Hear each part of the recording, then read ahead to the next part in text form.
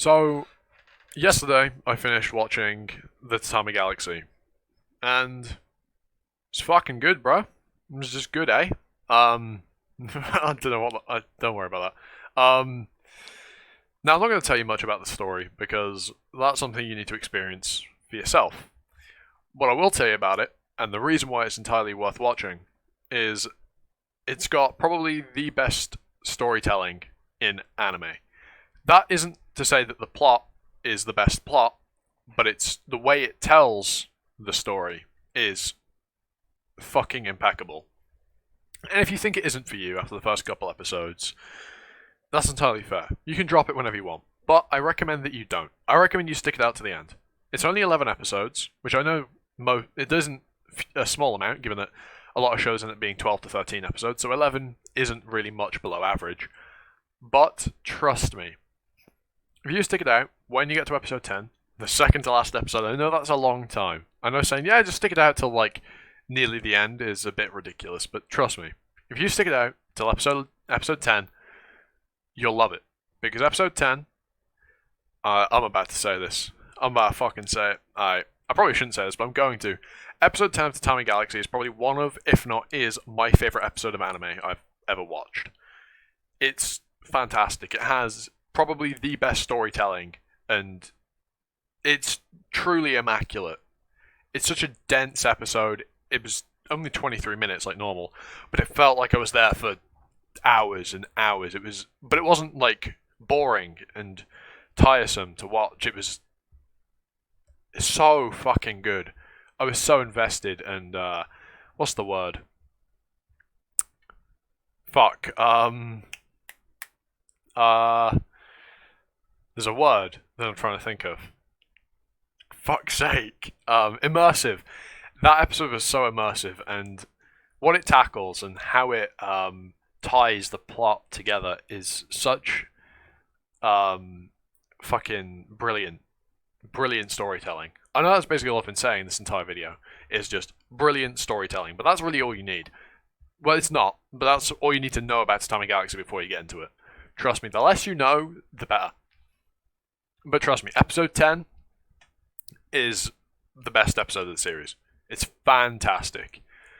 And the more you watch Tatami Galaxy, the more things will begin to make sense, as you'd expect. As you go through the story, you get more details, things start to, make sense because, well, you have more information. But in Tatami Galaxy, it's not quite. It doesn't make sense because of that, because of what the show is. As for what the show is, well, it's a time travel show. Well, time loop show, I should say. Now, you might be put off by that, but don't be. Because the time travel and time loop isn't really like a, ooh, wibbly wobbly, back in time, ooh. What was that? Fucking hell.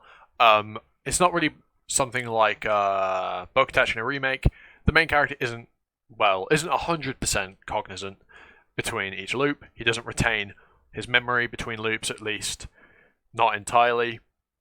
There are some points where he does, but it's best if you watch it yourself and experience what happens in Tatami Galaxy firsthand instead of hearing about it through me or anyone else. Because the less you know, the more you'll enjoy it. At least that's what I think. Especially when you get to that climax in episode 10 and episode 11. It really is fantastic. But if you want a little bit more, if you don't want more, you can leave now. Go watch it. It's on Crunchyroll. So, I also believe it's on Funimation, but I watched it on Crunchyroll. So, you can go watch it there or wherever you watch your anime. But if you want more, stick around for just a little bit and I'll give you just a bit to entice you to go watch Tatami Galaxy. What I got away from Tatami Galaxy is that it's a show that tells a story about how easy it is to diverge from the path toward what we want. So you're on, I probably worded that awfully. So you're on a path, going toward the thing that you want. In the example of the main character, the rose-coloured campus life. He's going down the path to that, and yet, somewhere along the way, he thinks that, actually, maybe this isn't what I want. If I could go back and change my decision in my first year of university, I would. And I'd do something else and I'd achieve that rose-coloured campus life.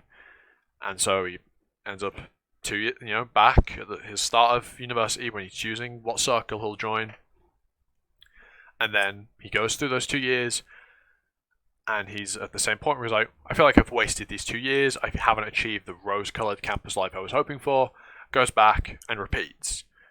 And every time he repeats, he gets further and further away from that rose-colored campus life that he was so looking for at the very beginning.